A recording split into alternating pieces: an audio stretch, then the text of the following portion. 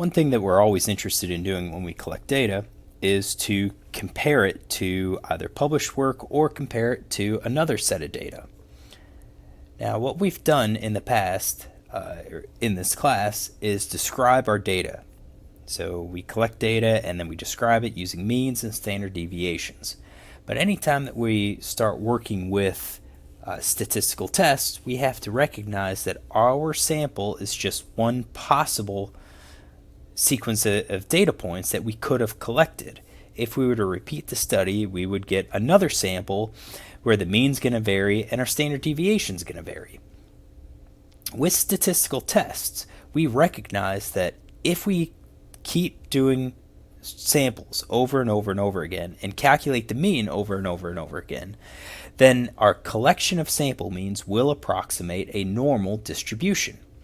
So it doesn't really even matter what our sample size actually is, because when we do the statistical test, we're modeling the distribution of sample means.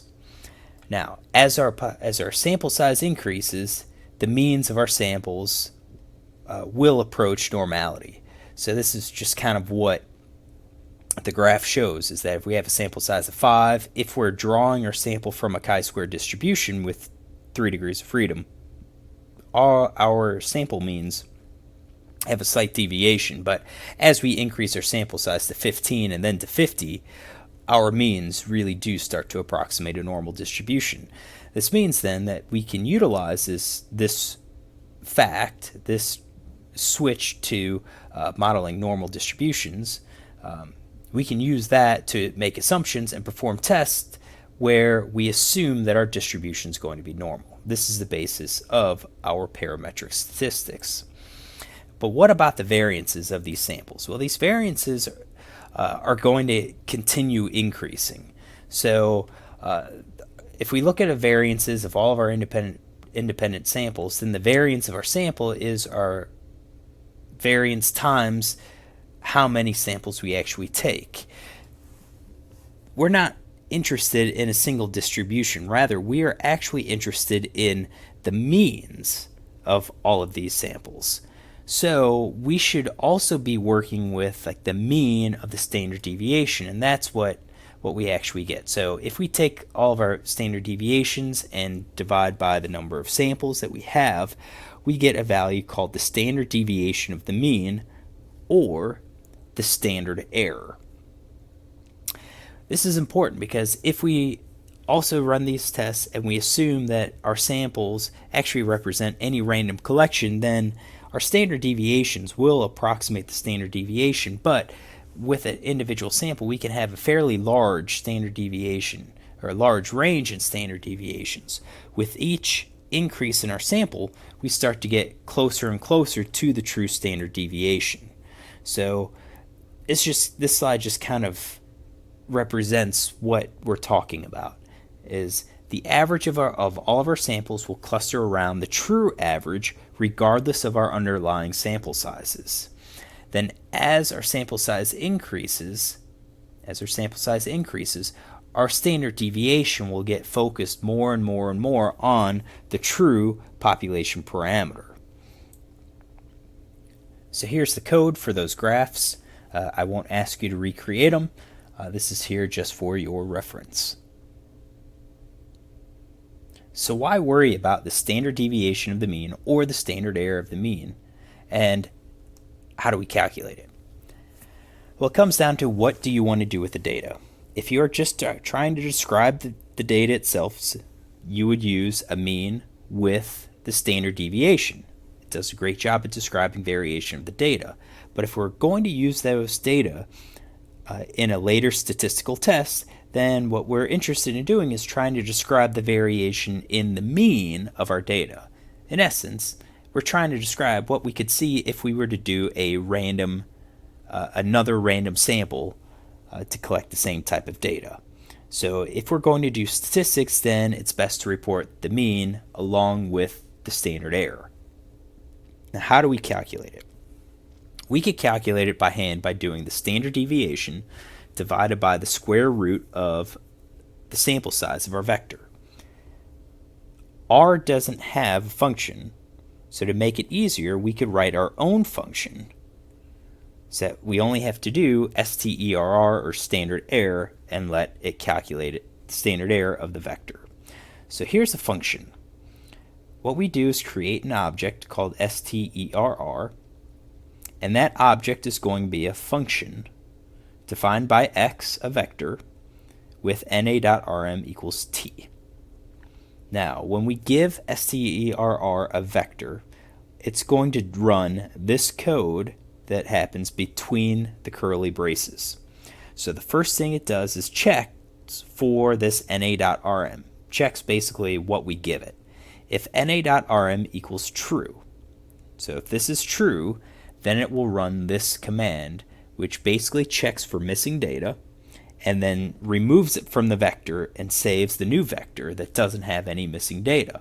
Once we have that, then it will do the standard deviation divided by the square root of the length of our vector. This is our standard error. If na.rm equals false, then it won't run this line and it will run immediately standard error over the square root length of x. Now, should we do that? No. na.rm equals false should really never be run, because if you have missing data, then this will always return na, and we'll demonstrate it. So how do we do the function in R? Pretty easy. We're going to go back to our R Markdown document. Remember, we had that introductory stuff where we had my data, where we load in our data, the Roach data. We have a section for the library. Well, we also have a section for functions. This is a great place to write our functions and have them here. And as soon as we write them, we run it. If it runs, and it runs correctly, then you will see a functions appear in our global environment. This is STERR, and the function is x, comma, na.rm equals t. So this is what it's looking for. It's looking for a vector, and it's looking for the na.rm equals t. Now, if you leave off the na.rm, then the default is go ahead and remove missing data. So now that we have it in R, it is now accessible. So here's an example demonstration of it. So I first create a random vector from a normal distribution, so 100 items from a normal distribution that has a mean of 5 and standard deviation of 0.25, and I have an NA. So x1 has one missing data point at the very end, just to demonstrate the na.rm function. When we run this, we are also calculating a mean to show you that our mean of our vector is close to 5. We calculate the standard deviation to show you that our standard deviation is close to 0.25. And then we run the standard error function. So the standard error, I have na.rm equals t, but if I remove that, it gets the exact same value, 0.02411. What happens if we don't want to remove missing data? So if we do na.rm equals false, well, then it returns na because we had a missing data point and it can't calculate a standard deviation with a missing value. And then if we do it by hand, we pass the na.rm equals t to it, and we get the exact same thing as our STERR function. So standard error is available in other packages in R. I just think it's much easier for me to give you this function so that we can utilize it in other places, such as in the aggregate function. Alright, so in preparation for doing our hypothesis test, we always have to look at our data and summarize our data. What we want to report is some measure of central tendency and some measure of dispersion. So for the central tendency, we can report either the mean or the median. Our measure of dispersion depends on if we're reporting the mean or the median. So if we have the median, then we're going to report the interquartile range. If we report the mean, then we're going to either report the standard deviation or the standard error.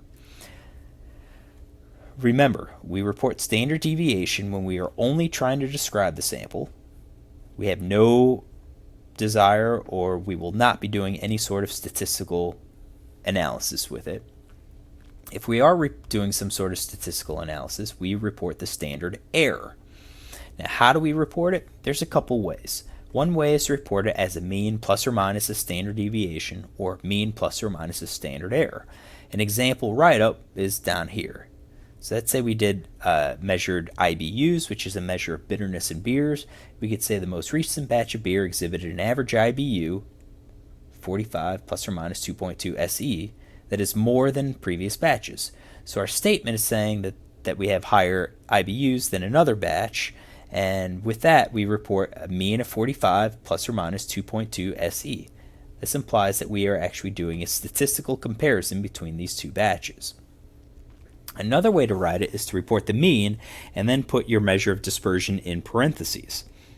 So here's an example of this. Let's say we measured some features of parasitic worms, flatworms, including the ventral sucker or the acetabulum. We could say the acetabulum is 17.1 millimeters in diameter and in the anterior third of the worm. We're not going to try to do any sort of statistical analysis. We are only trying to describe our data. So what we could do is specify SD equals 3.25 millimeters. It doesn't really matter how you do it, just kind of depends on what's easiest for your paper or your poster or your presentation. But in both of them, we have to clarify if we are working with the standard deviation or a standard error. Here I report them as part of the write-up, but sometimes you might report it as part of the methods section. So you could say we're reporting all of our measurements as mean plus or minus standard deviation, or mean plus or minus standard error.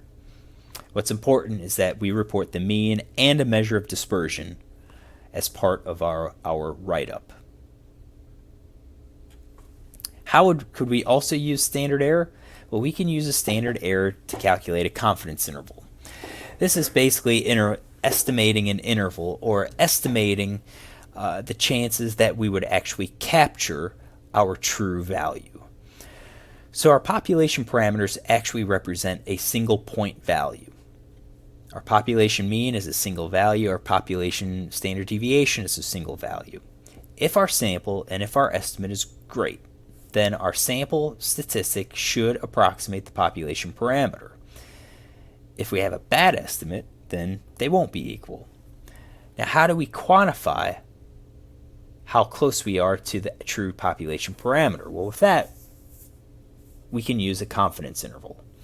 So a confidence interval is defined as the interval that is expected to capture the population parameter with a probability of 1 minus alpha, where alpha is our cutoff, and then 1 minus alpha is our percent confidence. This interval is normally marked by a lower bound and an upper bound.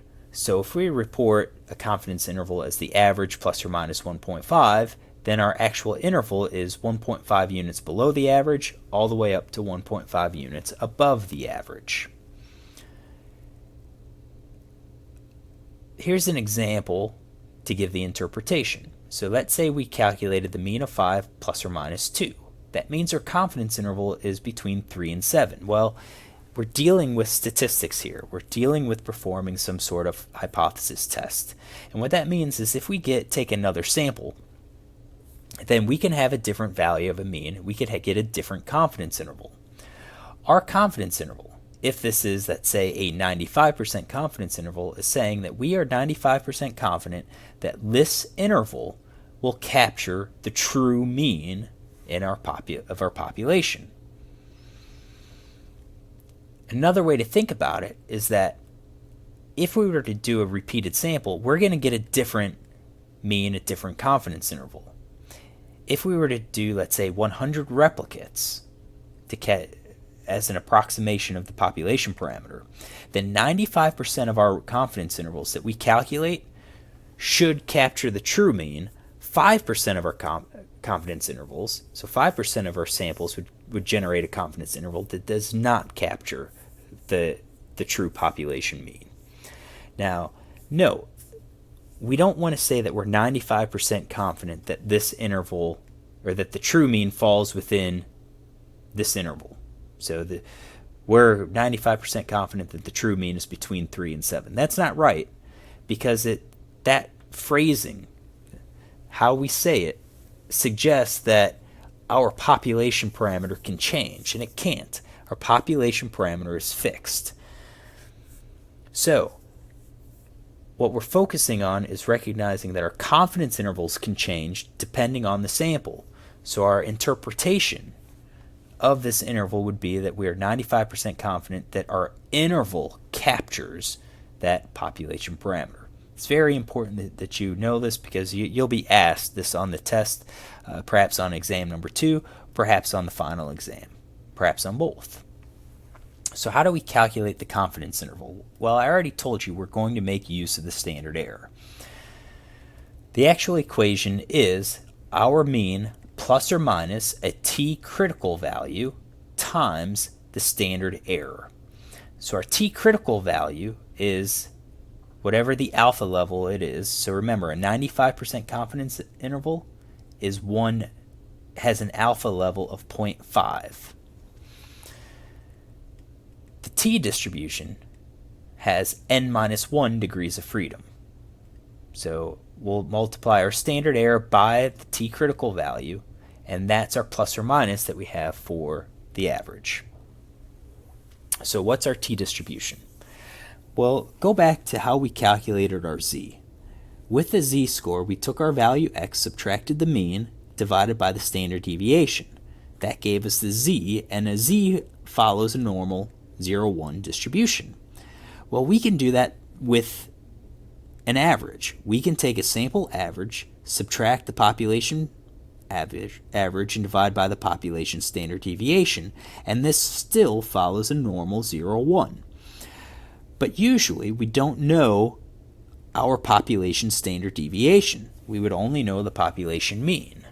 So in order to generate this standard deviation, we have to approximate it using our sample standard deviation, or in this case, the sample standard deviation of the mean, which is our standard error. So if we take our sample mean, subtract the population parameter, divided by the standard error, we get another transformation, but this transformation does not follow the normal distribution. Instead, it follows a t distribution with the degrees of freedom n-1. Now, where did this t distribution come from? This was generated by W.S. Gossett, who worked at the Guinness Brewery. The Guinness Brewery prevented their employees from working and publishing data. They wanted to maintain and control all of the data. They didn't want their competitors to learn how they're doing quality control and so forth. So this Gossett came up with the t distribution, or showed that this relationship followed a t distribution. And in order to publish it, he created a pseudonym called A.Student. Hence, a student's t distribution was born. Now, what is this t distribution? A t distribution is symmetric around 0, just like a normal distribution. It's going to range from negative infinity to positive infinity, just like a normal distribution.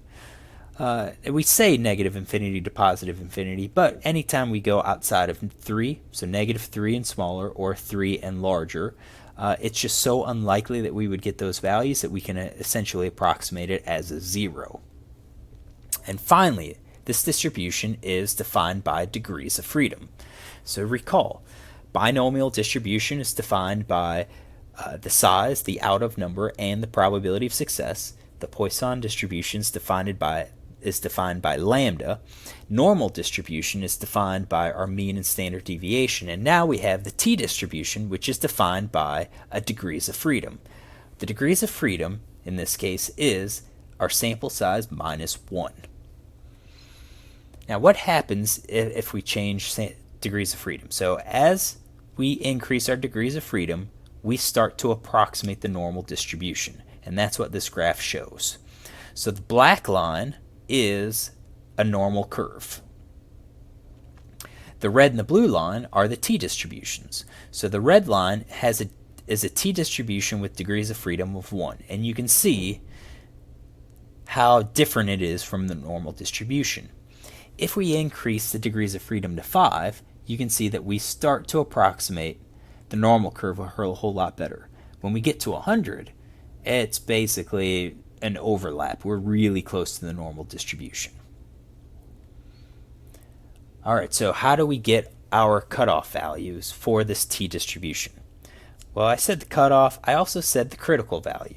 So what we're doing with confidence intervals is try to pick a point that's going to capture 95% of all of our data points.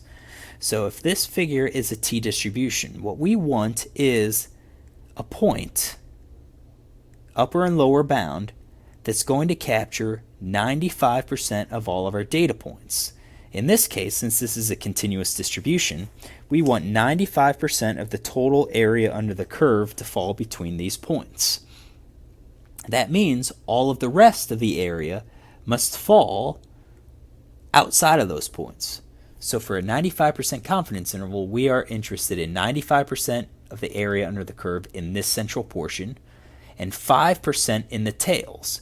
Now, if we have 5% in the tails, we're dividing it between two different tails, which means we have 2.5% down here and 2.5% up here. How do we calculate these values? We can do it in R using the Qt function. So we've seen the R function, we've seen the P function, now this is the Q function. The Q function is basically the opposite of the P. So for the P, we give it the quantiles and it tells us the area to the left or to the right of that point. For the Qt, we're going to give it our percent and say this is the area, the percent area under the curve that we want. Give us the value that spots that. So with the Qt function, we'll give it our Q, so the percent that we're looking for. We're going to specify the degrees of freedom, and then we're going to use lower dot tail equals T if we want to the left of the line, or lower dot tail equals F to go to the upper part of the line. So let's go back to R. We're going to learn about the Qt function. All right, so this is Qt of our percent, comma, df, and lower dot tail equals T. So what this does is gives us the value that gives X percentage area under the curve to the left of our point. All right. So for example, let's figure out our cutoff for a 95% confidence interval. So our confidence interval, 95%, has 5% in the tails, which means we have 2.5% as in each tail. So on our left, we're going to do 2.5%. We're going to assume that we have 5 degrees of freedom, just as an example. And I'm going to do lower dot tail equals T to say we have 2.5% to the left of our point. And what we get is negative 2.57. We need the right side. So now we want 2.5% to the right of our value. And what you'll see is that we get the same 2.5, but the positive. This is not surprising because our t-distribution is symmetric. Symmetric around 0. So if we are looking for the same 2.5% on the left and 2.5% on the right, we're going to have the same value. It's just going to be plus or minus. Now we can do things a little bit easier since we're going to calculate our confidence interval, and that is to do all of these values all at once. And this is the example that I give on the slide right here. So what we can do is calculate the Qt of 2.5%, so that's 2.5% to the left, and then we have 97.5%. So we basically have 2.5 to the right, but I'm looking at all of the rest to the left. Still specify df equals 5. This time I'm just going to leave lower dot tail equals T because both of these are to the left. And when I run that, I'm going to run the entire chunk. You will see that it outputs a negative and the positive value all at once. How do we do it by hand? Well, by hand, we're going to utilize a t-table. This is t-table, table B. It's posted on Blackboard. So pause the video, go download it, have it open, and let's talk about it. All right, I have my t-table. We're going to start down here. So this figure tells us exactly what this t-table is giving us. It has shaded areas under the curve. This shaded area under the curve will correspond to the alpha percentage, that's shaded.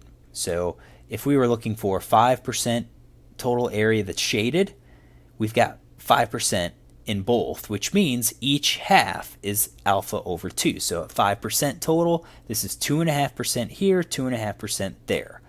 What this table will give us is these cutoff points that give us a total of 5%. Our percentages are up here. And again, this is for two tails. So 5% says that we have 2.5 in the lower tail, 2.5 on the bottom tail. If we look at 0.1, this is 10%. So we have 5% on the left, 5% on the right. Now, once we know what column we want to do or what area we're looking for under the curve, we then have to look at our degrees of freedom. So using our 5 degrees of freedom, that is this. So the rows represent the different degrees of freedom, V or the nu. So we go to 5 degrees of freedom, we read across to the column that we are interested in, and we get 2.571. That is our cutoff value, our T critical value that specifies that we have 5% in our tail. So 5%, or I should say 2.5% above this value, and then 2.5% below the negative 2.571. What we typically work with is a 95% confidence interval, so we would use this column. But we could also work with a 90% confidence interval, which would be this column, and a 99% confidence interval, which would be this column. So let's have a couple examples where we could practice using the t-table. So we're going to look for the t-crit value for these following situations. I want you to use the t-table and then confirm your value in R. So pause the video and come back. All right, so the first value is a 95% confidence interval, 12 degrees of freedom. 95% confidence interval. I read down to 12 degrees of freedom. This is our 12 row. Our t-crit is 2.179. Number 2 is our 95% confidence interval. Well, 99 is going to use this. It means we have 1% in the tail. We have 18 degrees of freedom. We're going to read down to 18 degrees of freedom. Our critical value is 2.878. Our last one is a 90%. So we're going to use 10% in the tails. And we have 10 as our sample size. So our degrees of freedom is our sample size minus 1, which would give us 1.833. So that's using our table. What about in R? So I go back over to R. So practice, we're going to use QT. We've got a 95%, so this is 0.025 and 975. Our degrees of freedom that we are working with is 12. And it's always going to be lowered at tail.t with how I use it. So I get 2.1788 or 2.179 plus or minus. That's exactly what we got for the t-table. Next one is we want a 99%, so we are working with 0.005 and 0.995, so 1% total in our tails. Our degrees of freedom is 18, so we get plus or minus 2.878, just what we had from our table. And our last one is a 90% confidence interval, so we need 0.05 and 0.95. That gives us a total of 10%. Our degrees of freedom is 9, so sample size minus 1, and we get plus or minus 1.833. And those are all of our values. I will ask you on the exam to calculate some of these. This just demonstrates that you know how to use the t-table. So let's go to do this confidence interval of the mean. Remember, our equation is the mean plus or minus our t-critical times the standard error, where our standard error is the standard deviation over the square root of our sample size. So our first example is that we measured 20 raccoon canines. Our average is 23, our variance is 2.5. I want you to calculate the 95% confidence of the mean. I want you to do it by hand and also to do it in R, just to confirm that you got the same answers. And then I want you to have an interpretation. Basically, we've calculated it. Tell me what this means. What does this mean? So pause the video, do this by hand, and then in R, and we'll check our answer. So you've had some time to calculate this confidence interval of this first question. Let's review it. So with this confidence interval, we will use this equation. X bar plus or minus the t critical value times our standard error. We know our mean, it's given in the problem, it's 23.0, plus or minus our t critical value, which I found from the table, is 2.093. So just as a quick review, how did we do that? Well, we have 20 raccoons, so our sample size is 20, which means we have degrees of freedom 19. So 19 degrees of freedom. We're doing a 95% confidence interval, which means we use the 0.05 column. So 2.093, that's our t critical value. We then multiply the t critical value by our standard error. Well, the standard error is the standard deviation divided by the square root of our sample size. We're given the variance, which means we can take the variance divided by our sample size and then take our square root. So 2.5 divided by 20 and then the square root of that. And what I get is 23.0 plus or minus 0.74. Now, you can report it like this, or you can actually do the plus or minus and report the confidence interval as a range. So 22.26 all the way up to 23.74. I will accept either answers. If you report this in a paper, it's probably better just to give this range of values, since most people would like to see the lower and the upper value. Now, how do we do it in R? We use the same equation. 23 is our X bar. Our standard error is the square root of 2.5 divided by 20, and then we have to calculate our t critical value, so I use QT. We want the 95% confidence interval, so we want 5% in both tails, so 2.5% to the left and then 2.5% to the right. I use 0.975 because we've got 2.5% to our right and then 97.5 to our left. The default is lower dot tail equals t, remember. So this will give me the plus and minus t critical value, and we have degrees of freedom 19. When we run it, we get 22.26 up to 23.74. So that was our raccoon canine example. So now let's try a second example. This time what I did was generate a random sample of 50 points. The random sample came from a normal distribution with a mean of 50, standard deviation of 2.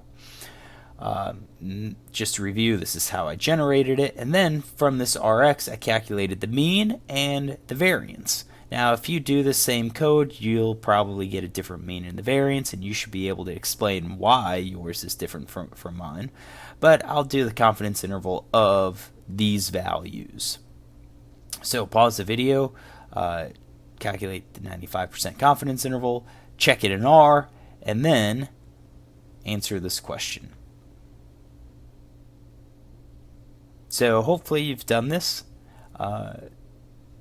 It's a little bit trickier, and it's just trickier because of our t-crit value.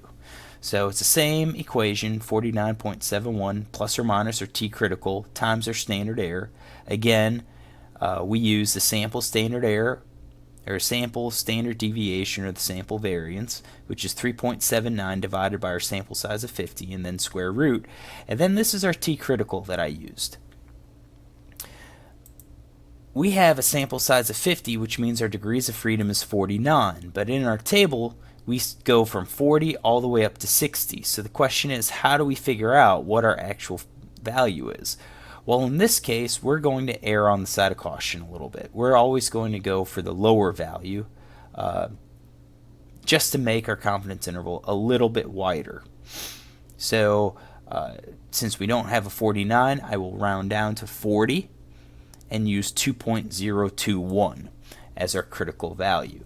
And then when I do, I get 49.71 plus or minus 0.556, or I get this range, 49.154 up to 50.266. Doing it in R gives us a slightly different range, and the reason being R can actually calculate our actual t-critical value. So again, it's the mean plus or minus our t-critical value times the square root of our variance divided by the sample size, and we get 49.157 up to 50.263. Does this interval capture our true mean of 50? Yes, it does. It does. If we were to generate 50 of these random samples, then 95% of those random samples should include 50. 5% might not. That's what our confidence interval really is interpreting. It's giving us confidence that our interval actually captures the true mean of 50. So if we wanted to improve our confidence interval, how do we do so? Well, we're basically going to increase our confidence interval by increasing our sample size or decreasing our standard deviation or variance. And the reason this works is because these are the values that go into calculating our standard error. If we decrease our standard error, if we decrease our standard deviation, the standard error becomes smaller, which decreases that plus or minus value. If we increase our sample size, we decrease our standard error, which also decreases our confidence interval. So if we have really wide confidence intervals and want to decrease them, we can either decrease our standard deviation of our sample or increase our sample size. Now you may have noticed some of my rounding when I did standard errors and also confidence intervals. So how do we round? What are the rules for that? Well, if we're going to report a standard error or confidence interval, we would report our standard error like this: x plus or minus the standard error. We typically don't report x bar plus or minus 1/2 of our confidence interval. So we normally don't report the plus or minus value in the text. We typically do the actual range.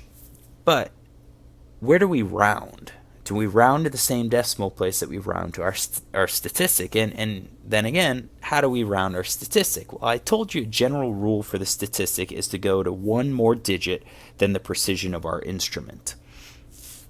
So if our instrument has a variance or a precision value of 0.1 units, then we would typically report our mean to the 0.01 units. Things normally work out if you use this other general rule. So this general rule applies when you calculate your standard error. What you would do is divide your standard error by 3 and then note the first non-zero digit of that answer. We're not using this answer for anything other than figuring out what this first non-zero digit is. Once we know what that digit is, we round our statistic to that digit and then round the standard error to one more digit. we would do the same for our confidence intervals. So you would look at what standard error tells it, where our standard error tells us to round, and then go to one more digit. So examples are these.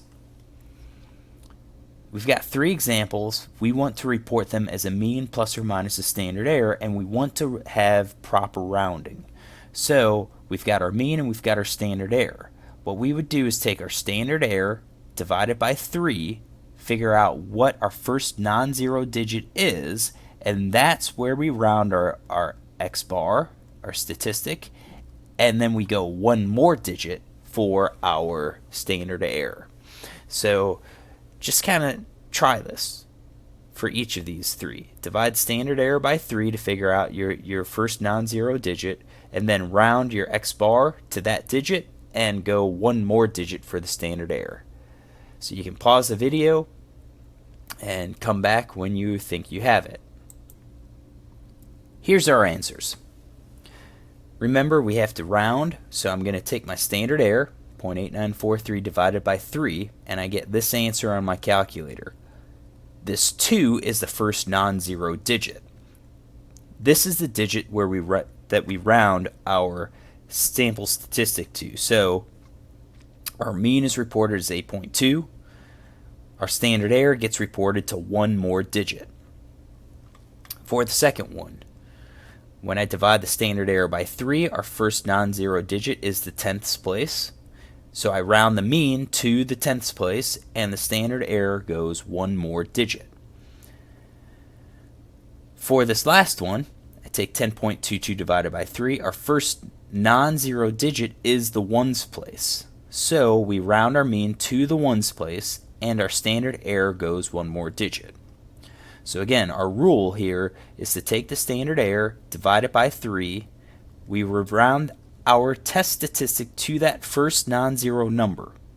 Then we round our standard error to one more digit. So this rounding to significant digits could be different than if we rounded our test statistic to that one more place based on the precision of the instrument. And the reason it could be different is because we're going to round based on how much variation we actually have in our data. If we have a lot of variation, if we have a fairly large standard error relative to our number, then we're probably not going to round to the hundredths or the thousandths decimal place. We've got too much uncertainty there. So if we do this rule, we would actually round and be less precise in our numbers. This is the way that we should probably report it, unless we are just doing a descriptive type of study, like morphometrics, where we report our standard deviation. Then it's good just to go to one more unit. Then our measuring device can measure, so based on the precision of that device, and then our standard deviation goes to one more digit. So with our reporting, this is how we would report it in the text. Graphically, we've got a couple different options. So if we're going to create a figure, especially to show our central location and tendency, then we're going to have to include some measure of dispersion there. So we're going to have to include error bars. Typically, we would do standard deviation or standard error. Rarely do we do a confidence interval, but we can do confidence intervals depending on the type of data and what we want to do with our graph. So graphs that you typically see would be bar graphs. You would see people use bar graphs for averages, but this is not correct because bar graphs are for frequency data only.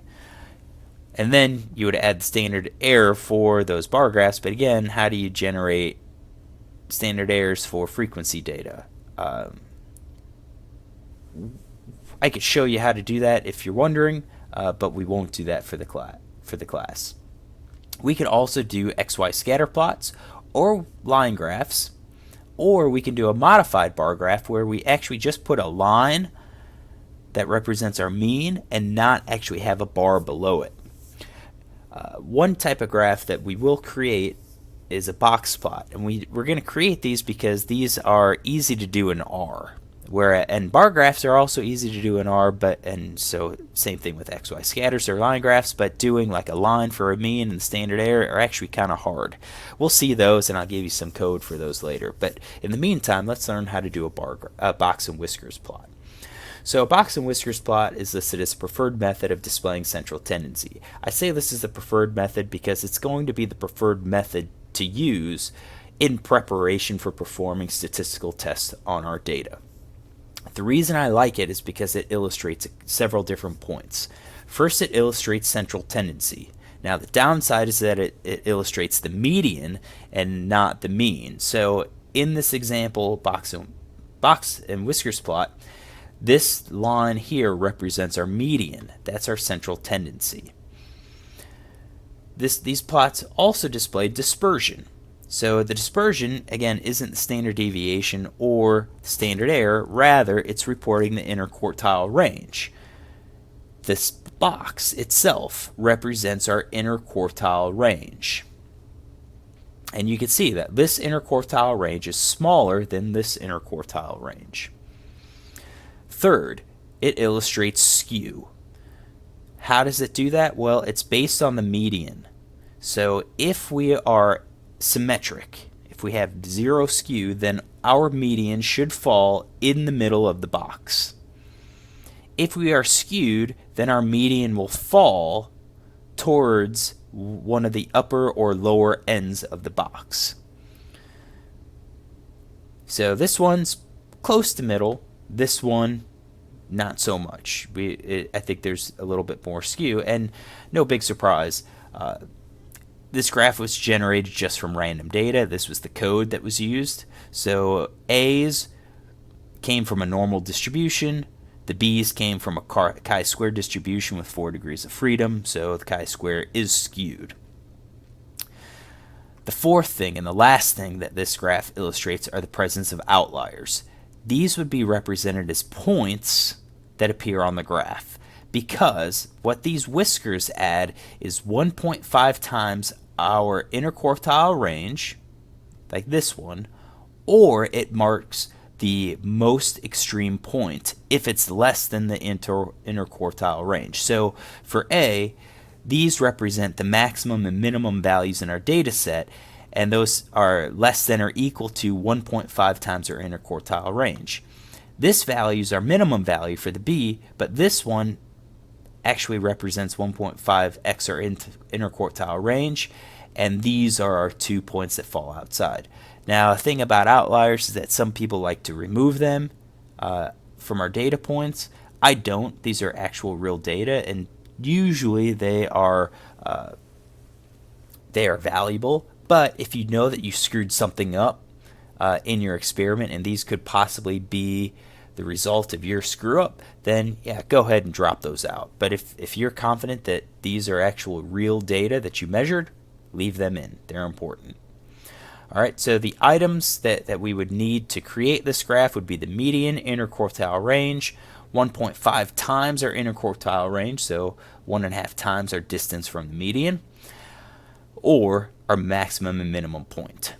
I will note that R doesn't use 1.5 times the interquartile range unless there's a data point at that 1.5 or beyond that 1.5 times the interquartile range. That's the idea with the outliers. Also, if you do this by hand, you will probably get slightly different numbers because of the way R calculates the quartiles compared to how we would do it by hand. So the code for generating this box plot is using the formula. So what you can do is a box plot y as a function of x. This will graph our continuous measurement data y as a function of each group in x, and then we specify our data frame by using data equals the name of the data frame. This is really good. This is what we'll typically do. If you're only doing a single variable, which is not preferred or not recommended, then you would do box plot just that variable itself. If we have multiple groups, so let's say we have 2 grouping variables, we can do a box plot for each group based on each of the other variables by doing the BW plot and setting up this way. Now this function is in the lattice package. I'll show it the lattice package to you in class a few times later on, but this will do a box plot of y for each group of x, and it's going to make a graph for each group in G. So this is the pipe symbol. So just for practice, go back to the Roach data that we imported and do a box plot of wing lengths for both of the buildings. When you finish, hit play and we will continue. Alright, so hopefully you made your box plot. Let's look to see how I made mine. So my Roach data was already loaded. It was at the top of the markdown document. So just as review, remember I have got my data, my library, and my functions that were all loaded at the beginning. So when I come back to this, I can just load the top of the file and everything is accessible. So the boxplot function is boxplot y is a function of x, where y is our measurement variable, x is our grouping variable, and then I use data equals roach.data, so that way I don't have to use the data $ variable setup. So just do the boxplot, I run it, and I get this boxplot.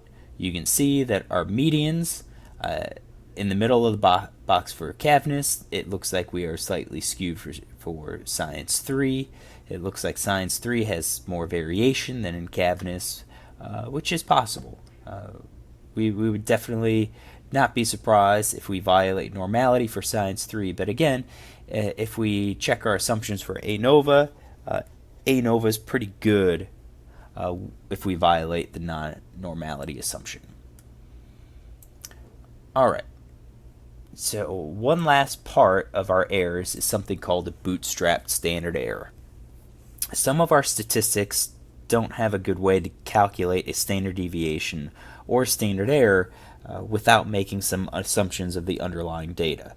This would be some frequency data. So if we looked at percent male is just a single value derived from a vector of zeros and ones, which were basically male for 0, female for 1, and so forth. There's really no good way to calculate a measure of dispersion without doing a bootstrap standard error. Also, our standard error equation assumes that our data are normally distributed.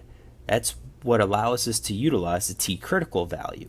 What happens if we're working with a variable that is non-normal? Well, if we do a variable that's non-normal, let's say for example skewed, then what we would get is a standard error or confidence interval that is symmetric around the mean, but that's not what the data looks like. The data is actually going to be skewed around that mean. So this is when bootstrap standard errors become important. How we do it is this method here. All right, so what we would do is basically have our sample data set, whatever sample size it is n, and we're going to calculate our observed statistics. So the thing that we're going to report, maybe the mean, could be the median, could be the variance if we wanted to do bootstrapping of variances. All right, so this is just typically our mean.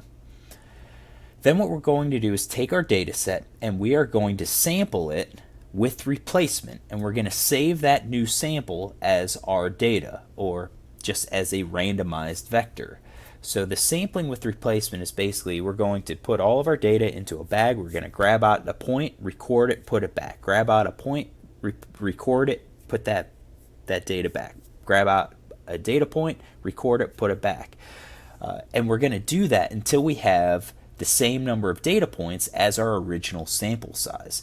Now, when we sample with replacement, it's possible that we will sample the same points multiple times. It's possible that we will never sample some of the data points in our original sample. Now, once we have our randomized sample, this is our bootstrapped sample, then what we will do is calculate our test statistic from that bootstrap sample. So if we were trying to generate confidence intervals of our means, we would calculate the mean of that randomized variable. And then what we do is record that mean as in a new variable that I will say strand. That's our first bootstrap replicate. And then we're going to repeat this whole resampling and calculating of our statistic over and over and over again until we have a very large number. Then what we have is a large number of these strands in a single vector. what we can do then is calculate the mean of that vector. That mean of the vector will equal, or should be pretty close to, the mean of our actual data set or this observed test statistic. The standard deviation of our bootstrapped sample is the standard error of our randomized value. So we don't have to go through and divide by the square root of our sample size anymore. The standard deviation of our bootstrap sample is the standard error of our data set. And that's a bootstrap standard error. And then if you wanted to calculate a confidence interval, what we would do is take the upper and lower values so that we have 95% or whatever percent values between those 2 points. So what we're essentially doing is looking at our quantiles of that randomized vector, strand, so that we have 2.5% of points below it, 2.5% of points above it, and this would be to generate a 95% confidence interval. So here's an example. Suppose we collected 50 fish, 10 fish were infected with the parasite. That means that our prevalence is 20%. So the prevalence is the percentage that's infected by this parasite. We've got 10 out of 50, so we have 20%. Now what we want to do is infer the population level prevalence, which would be our pi, our population parameter. Our question is, what's the standard error of this prevalence, and also then what's the confidence interval for this prevalence? Well, this prevalence is a good example. This is just a single number. It is 10 over 50. If we were to calculate a standard error confidence interval, we have to make an assumption about the underlying data. In this case, we would assume that these data follow a binomial distribution, which is probably a decent assumption. But we don't really want to do that since we can easily do bootstrapping. So how do we calculate a standard error and the 95% confidence interval? Well, we have to get a bootstrapped sample or bootstrap prevalence values. So this is how I do it with the code. So first I'm going to create my vector, my fish vector. This would be my data set. You would probably already have it. You've already collected the data. You probably have it in Excel. Get it into R. Well, if you don't, I'll use the rep function to say that we have 10 ones, so 10 infected fish, and 40 uninfected fish, or zeros. Now, once I set this to zeros and ones, if I calculate the mean of that vector, that actually gives me my observed value, p obs, which is 20%. All right, so that's our observed test statistic, st obs. Then what I'm going to do is a bootstrapping procedure. So I'm going to create my bootstrapped statistic, so p rand, randomized prevalence. I'm going to create just an empty vector. So I have to create this first so that it persists outside of my loop. Then I generate this loop. So it's a for loop. It's for I in 1 to 10,000. So my I is my counter.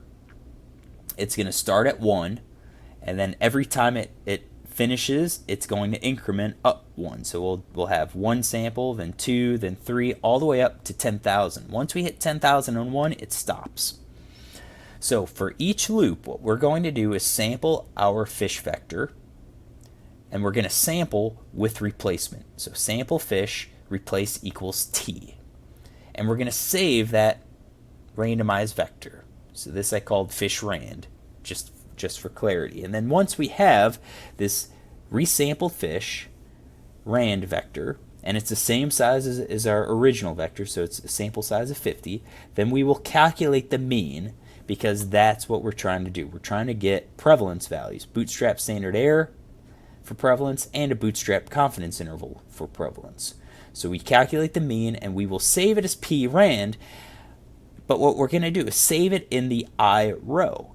So this subscript, this brackets, comes back to say, okay, the first time through is 1, so the first row we're going to save our first value. Then the second time through, we're going to save it in the second row. Then the third time, the third row, and so forth and so forth. So this is our loop that we're going to generate p rand, our bootstrap sample. Once we're done, then we can calculate the mean of our bootstrap sample, which should be pretty darn close to 20%, and calculate the standard deviation. So our standard deviation is p rand. P rand. That is going to be our bootstrapped standard error. So p av, just to demonstrate that our bootstrap sample has the same average as our original vector. And then reporting, we will use the original 20%, 0.20, plus or minus a standard error. Go back to our rounding. Well, take this value, this bootstrap standard error, divide by 3. Our first non-zero digit will be this hundredths place, so we round our prevalence to this point, which means our standard error goes to one more decimal place. So we would report our prevalence as having 0.2 plus or minus 0.056, and we would specify in the method section or in the results section that this is bootstrapped standard error.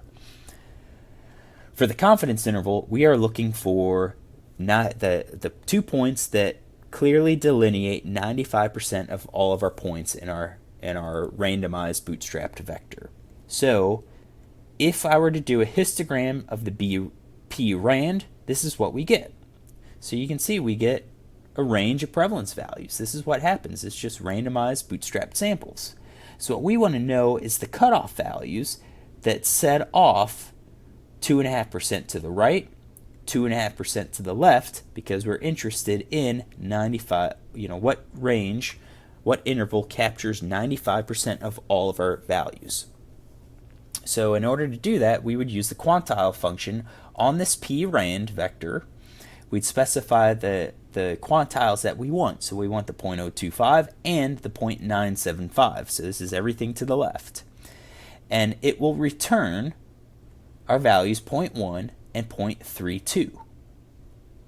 So our bootstrapped 95% confidence interval is 0.1 to 0.32. Our interpretation is that we are 95% confident that the true prevalence value is going to be between 10 and 32%.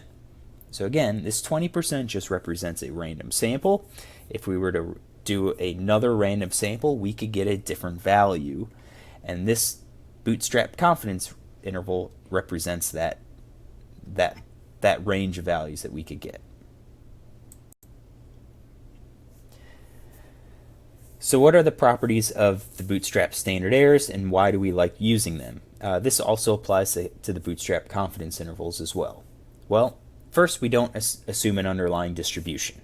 So anytime we do a regular confidence interval, we assume that our data are normally distributed, and that allows us to use the t-distribution to generate those t-crit values that we then use to create our confidence interval.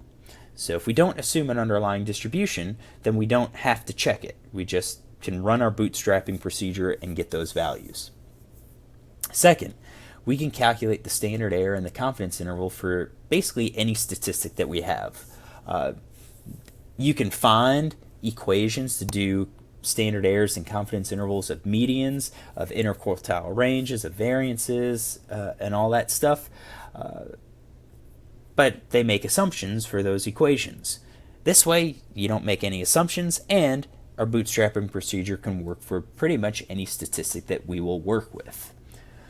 Third, our bootstrap confidence interval will reflect the underlying distribution. So if our underlying data are skewed, and they're heavily skewed, then our confidence interval will be skewed around our mean. It will reflect whichever direction we're heavy at or have a long tail.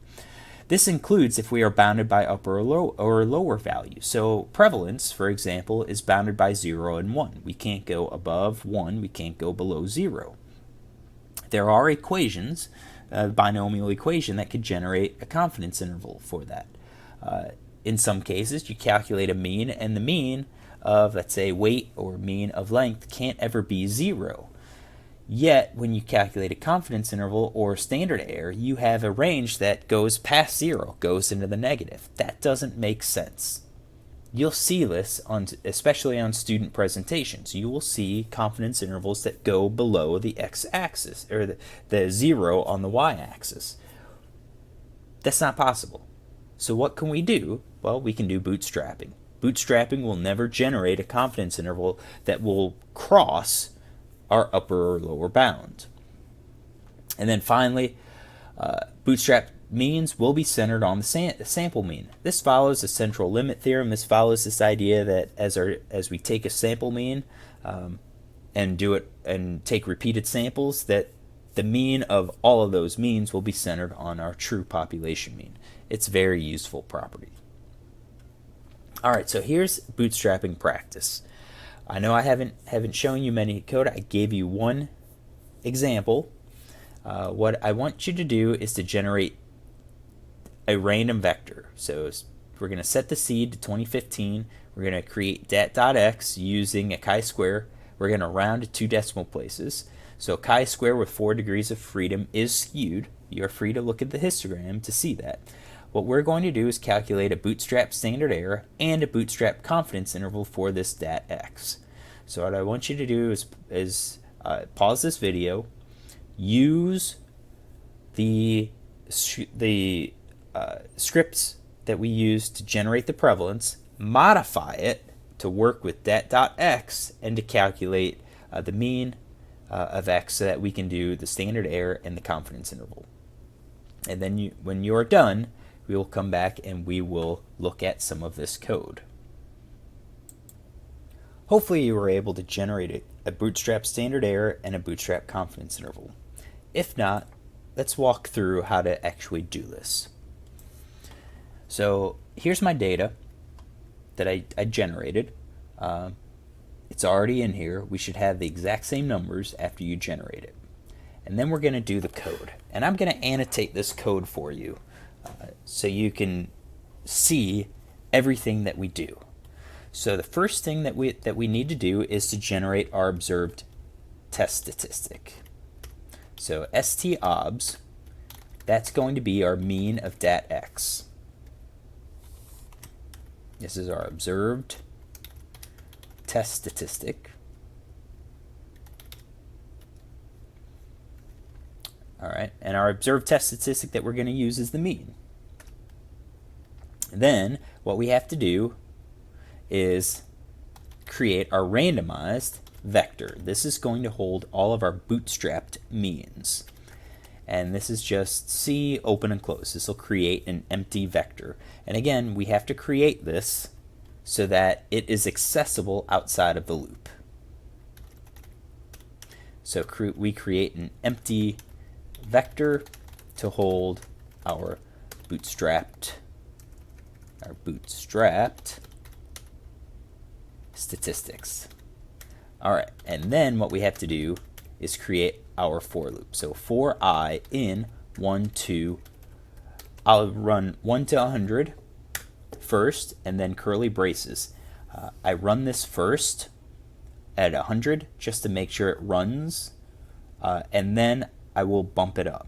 So what you don't want to do is set it to 10,000 and then realize that it's going to run for 3 hours at a time. So we'll run for 100 and see how long it goes. All right, so we have for I in 1 to 100. Then what I will do is generate our randomized data. So our dat is our randomized data vector. We are going to sample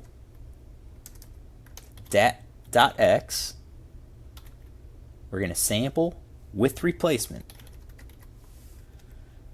our dat.x vector and save it as our dat. This is our bootstrapped sample. So this generates the bootstrapped sample. Jeez. And then once we've generated our bootstrapped sample, we will calculate our bootstrap test statistic. And when we generate it, I want to save it in the very first row. So for the first loop, it saves it as in the first row, and then it goes to the second row, and the third row, and the fourth row, and so forth. So our test statistic that we're doing is going to be the mean, and we're going to calculate the mean of that bootstrapped vector. And then, once it gets to the end of the loop, it will do it over and over and over again and generate 100 of these samples. So this calculates the bootstrapped statistic, which is the mean. And then once we finish that, then what we can do is calculate the mean of it, just to confirm that we actually have the mean that corresponds to the mean of dat x. But we don't really need it because we don't ever report it. But what we do want to report is the standard error. So that's the standard deviation of strand. That gives us the bootstrapped SE of the mean of dot x. And then we also need to know our confidence intervals. So our confidence interval is the quantile of strand, where we want 0.025 and 0.975. This will give us a 95% bootstrapped confidence interval of the mean of dat dot x. All right, so let's run this, see how it works. It works. It worked actually very quickly. So I am going to increase it to 10,000, run it, and this is what I get. So I get standard error of 0.22574442. So I'm going to do 0.22574442 divided by 3. Our first non-zero digit is this 7, so it's the hundredths place. So if I'm going to report my data, I'm going to round the mean to that place. So reporting, I've got the mean is 3.43, that's where we rounded, and our standard error goes to one more digit, which in our standard errors was 0.2257442, so 0.226. And that is the mean plus or minus our bootstrapped standard error. And it's important to specify bootstrapped standard error. Our confidence interval would be reported as I would do 3.00 to 3.88, and this is our 95% bootstrapped confidence interval. I would do that because even with the standard error, it tells me to round to this spot, and I think we rounded our chi-squared to 2 decimal places. So if we calculate our means could go to one more digit, but it kind of becomes a little bit excessive. I think a reviewer would probably tell you the thousandth place isn't that great, especially when you have a ones digit present. So that's our confidence intervals. I do want to point out a few things. So added comments. Let's take a look at our histogram of dat.x. You can see that we are skewed. All right, we are skewed there. We already know our mean of dat.x, which is 3.4316. If we wanted to do our regular confidence interval, we would do QT. We want 0.025 and 0.97. Our degrees of freedom is the length of that dat.x, and we know there's no missing data, so I can use the length. And we do the standard error, so we need SD over, or the standard deviation of dat.x over the square root of our sample size. And I'm going to correct this. Our degrees of freedom is the length minus 1, so 1 less than the length. And if we run this, I'm going to run both of these, all of it.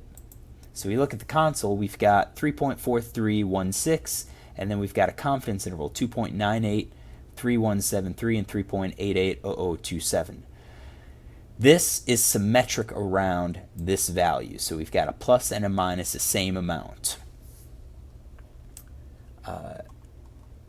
So our, what we would call the parametric 95% confidence interval is symmetric around the mean.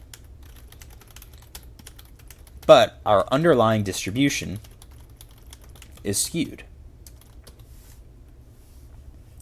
All right. Our bootstrapping gives us this value. Well, our mean is 3.4. That's our mean. We'll say 3.43. So if we do 3.43 minus 3.00, that's what we said was the lower bootstrapped confidence interval. And then our upper was 3.88. So 3.88 minus 3.0. And this is our upper BSCI. And we run it, you will see that we get two different values. So our mean is our mean is 3.43. Our mean was 3.43. Our lower confidence interval was 0.43 units below the mean.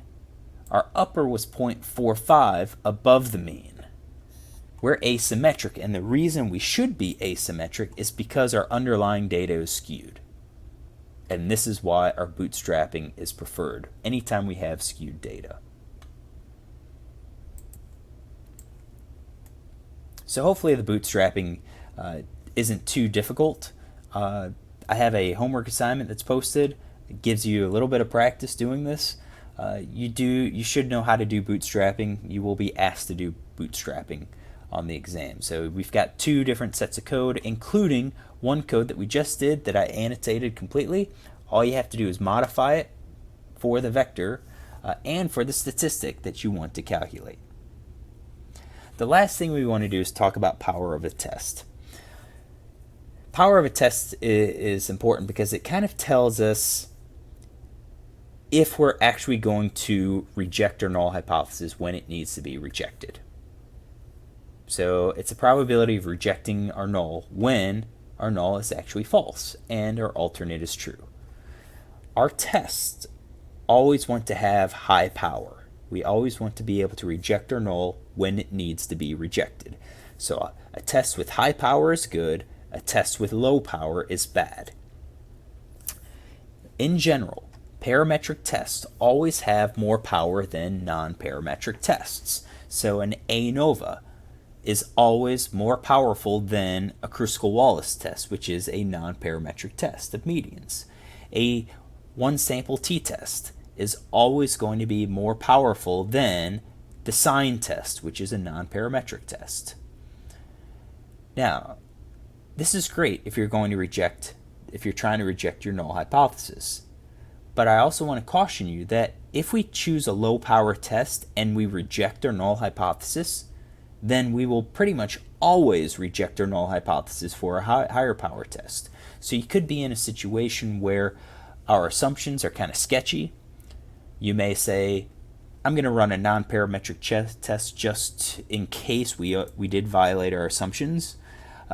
You report it and say, yeah, we've rejected our null hypothesis, and then somebody is going to come back and say, well, you should have used a test that has higher power. Well, no, you shouldn't have. You've already rejected your null hypothesis. If we picked a test, if we did transformations perhaps, so that we could run a parametric test, you'll still get rejection of that null hypothesis. The only time this comes of concern is if you run this non-parametric test and we didn't reject our null hypothesis.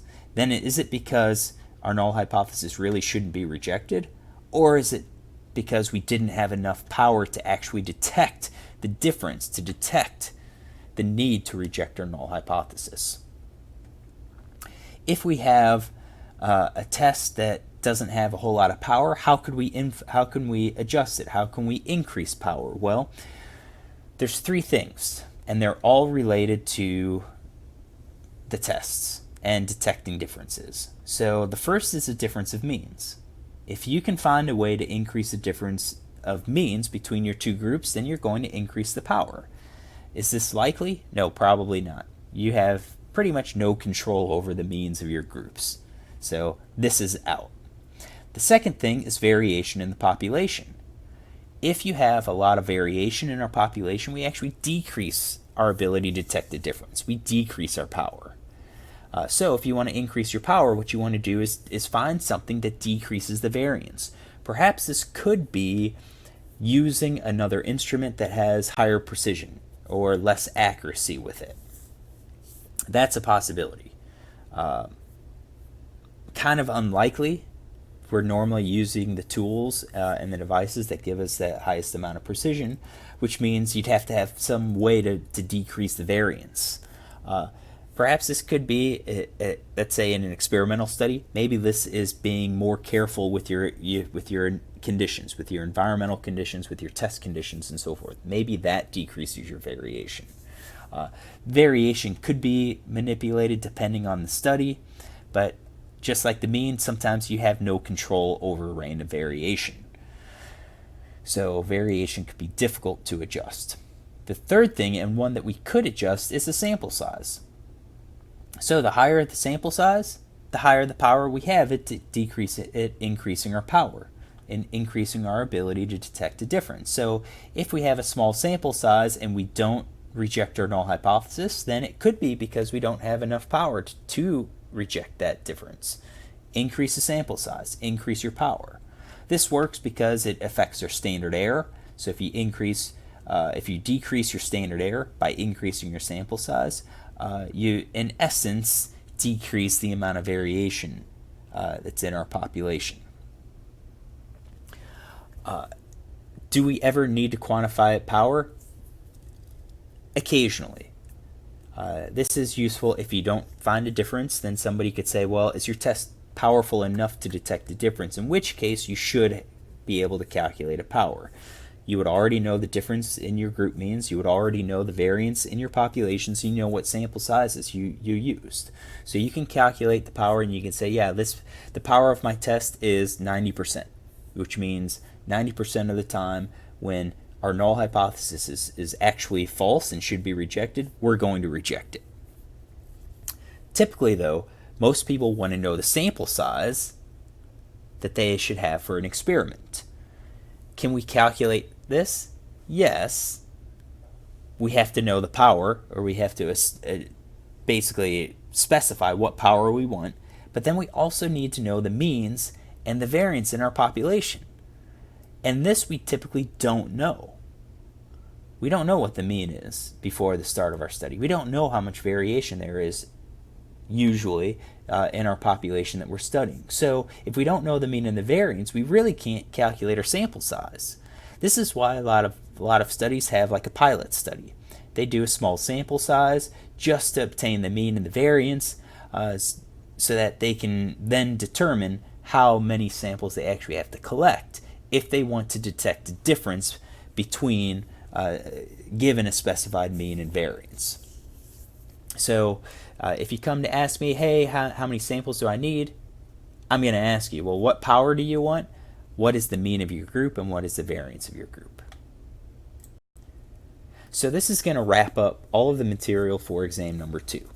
A lot of this presentation is definitions. We haven't really done hypothesis testing yet, other than Shapiro-Wilks normality test. This was kind of getting you to the introduction to reporting data, to looking at data, because our next step will be to introduce actual hypothesis tests and testing for differences between our sample and a population mean, and then we move to 2 and more groups. So what should we know for the test? Know the definitions that we covered, and know how to calculate your standard errors, your confidence intervals, including bootstrap confidence intervals, and know your rounding.